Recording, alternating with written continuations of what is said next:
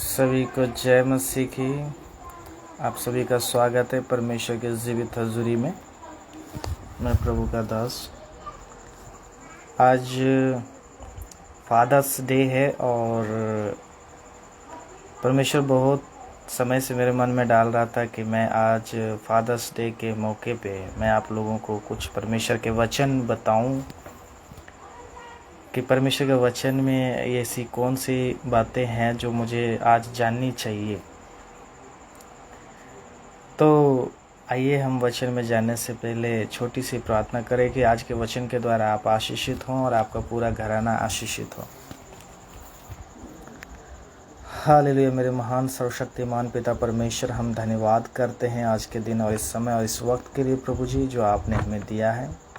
प्रभु हम प्रार्थना करते हैं कि जितने भी भाई बहन लाइव जुड़े हैं परमेश्वर, आज के इस दिन में परमेश्वर जो वचन है फादर्स डे के मौके पर जो ये वचन आपने दिया प्रभु जी, इस वचन के माध्यम से लोग आशीषित हों, उनका पूरा घराना आशीषित हो।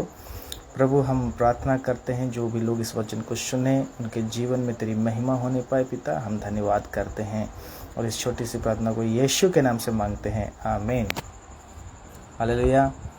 तो मेरे प्रियो, मैं आपको बताना चाहता हूँ कि जैसे आप नीति वचन 3 अध्याय उसमें से आप 1 और 2 पद पढ़ेंगे तो कुछ इस प्रकार से परमेश्वर का वचन कहता है, हे मेरे पुत्र, मेरी शिक्षा को ना भूलना, अपने हृदय में मेरी आज्ञाओं को रखे रखना, क्योंकि ऐसा करने से तेरी आयु बढ़ेगी और तू अधिक कुशल से रहेगा। हालेलुया।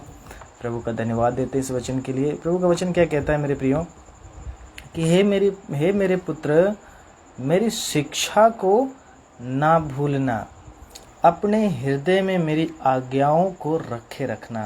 परमेश्वर का वचन कहता है, एक तो पिता हमें अपना पुत्र कह के पुकारता है, अपना बेटा कह के पुकारता है और हमें कहता है कि मेरी शिक्षा को तू कभी ना भूलना और मेरी बातें जो है, मेरी आज्ञाएं जो है वो अपने हृदय में क्या करना, रखे रखना। और ऐसा करने से क्या होगा मेरे प्रियो, ऐसा करने से जो पिता परमेश्वर है, जो हमारा परमेश्वर है, जिसने हमें बनाया है, हमें चुना है, ठहराया है और जिसने हमारे गुनाहों के लिए, हमारे पापों के लिए कोड़े खाए हैं, क्रूस पे चढ़ा मारा गया, गाड़ा गया, और वो पिता जो हमारे लिए फिर तीसरे दिन जी उठे। परमेश्वर का वचन कहता है कि हे मेरे पुत्र, मेरी शिक्षा को ना भूलना, अपने हृदय में मेरी आज्ञाओं को रखे रखना, क्योंकि ऐसा करने से तेरी आयु बढ़ेगी और तू अधिक कुशल से रहेगा।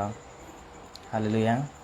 प्रभु का वचन कहता है पिता परमेश्वर की आज्ञा हमें मानना है, जिससे कि हमारी आयु भी बढ़ेगी, हमारा उम्र भी बढ़ेगा और हम अधिक कुशल से रहेंगे। इसका मतलब होता है प्रियो कि जब हमारी आयु बढ़ती, जैसे कोई रोग हो जाता है, कोई बीमारी हो जाता है, कोई परेशानी, कोई तकलीफ हमारे शरीर में हो जाता है, तो उसके कारण हमारी आयु घटती है, हमें परेशानी होता है, हमें चिंता होता है, जिससे कि हम अपना शरीर को धीरे धीरे नुकसान होते हुए देखते हैं।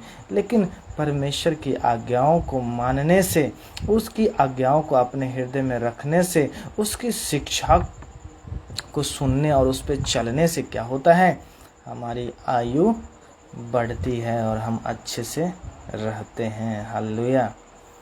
प्रभु का वचन नीति वचन 3 अध्याय उसकी 5वीं आयत में कुछ इस प्रकार से परमेश्वर का वचन कहता है, तो अपनी समझ का सहारा ना लेना, वरन संपूर्ण मन से यहोवा पर भरोसा रखना। हालेलुया। हमें अपनी समझ का सहारा नहीं लेना चाहिए, बल्कि अपने पिता के बताए हुए मार्ग और रास्ते पे, उसके कलाम के वचन पे हमें ध्यान देना चाहिए और जैसा कलाम कहता है, जैसा वचन कहता है, उसके अनुसार से उन आज्ञाओं को हमें पूरा करना चाहिए। हालेलुया। हमें अपनी समझ के अनुसार कोई कार्य नहीं करना चाहिए। हालेलुया। प्रभु का धन्यवाद करते हैं। और नीति वचन 3 अध्याय का 11वीं और 12वीं आयत जब पढ़ते हैं तो इस प्रकार से कुछ परमेश्वर का वचन है, हे मेरे पुत्र, यहोवा की शिक्षा से मुंह ना मोड़ना, और जब वह तुझे डांटे तब तू बुरा ना मानना। यानी कि जो हमारा परमेश्वर पिता है वो हमें कहता है, मेरे पुत्र मेरी शिक्षा से तुम मुंह ना मोड़ना। यानी कि उनकी बातों से, उनकी आज्ञाओं से, उनकी बताए हुए हर एक बात से हमें मुंह नहीं मोड़ना चाहिए। वही तो हमारा असली पिता है, वही तो मेरा सच्चा पिता है, जिसने हमें चुना ठहराया है, जिसने हमें माँ के गर्भ में 9 महीने तक संभाल के रखा और किसी भली वस्तु की कमी घटी नहीं होने दी। वही तो हमारा सच्चा परमेश्वर, जिसने हमें हमारी माँ के गर्भ में हमारी हड्डी से लेके, मांस से लेके हर एक शरीर के अंग को उसने बनाया है। और वो उसका वचन कहता है, हे मेरे पुत्र, परमेश्वर का वचन कहता है, हे मेरे पुत्र यहोवा की शिक्षा से मुंह ना मोड़ना। यानी कि हम अपने पिता परमेश्वर की शिक्षा से मुंह ना मोड़ें। और जब परमेश्वर हमें डांटे, उसका वचन से हमें जब डांट लगे, जब हम कोई गलत कार्य करते हैं, तो परमेश्वर के वचन में उसके विरुद्ध में कुछ चेतावनी होता है, तो उससे क्या है कि हमें डांट मिलता है। तो बाइबल का खुदा कहता है, उसका वचन कहता है, और जब वह तुझे डांटे तब तो बुरा ना मानना। आप सोच सकते हैं, जब कोई इंसान गलती करता है तो जब वचन उसे बताया जाता है, तो वचन की मार जब उसे लगती है तो वो स्मरण करता है, सोचता है कि हाँ मैं गलती कर रहा हूँ। और उस वक्त उसके ऊपर जो ये परमेश्वर का वचन है डांट के समान होता है, डांट के समान, कि हाँ लग रहा है कोई मुझे डांट रहा है कि अब मैं गलती ना करूं। हाँ मुझे कोई अच्छे से डांट के समझा रहा है कि ये करना पाप है, ये करना गलत बात है। प्रभु का वचन कहता है, परमेश्वर के वचन से, उसकी डांट से हमें क्या करना है, बुरा नहीं मानना है। लिखा है, क्योंकि यहोवा जिससे प्रेम रखता है उसको डांटता है, जैसे कि बाप उस बेटे को जिसे वो अधिक चाहता है। परमेश्वर का वचन कहता है कि पिता परमेश्वर उसको डांटता है जिससे वो प्रेम करता है।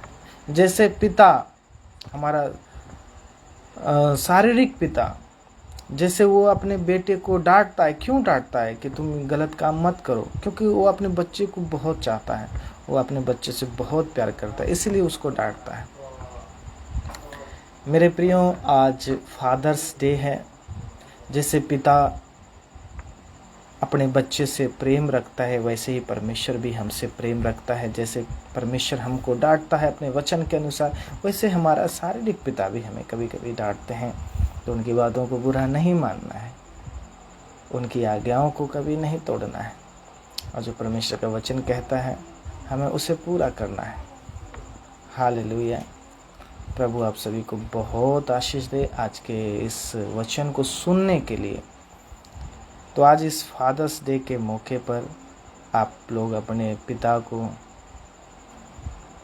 साथ में समय दें और कोशिश करें कि अपने पिता को आप अपने जीवन के द्वारा खुश रखें।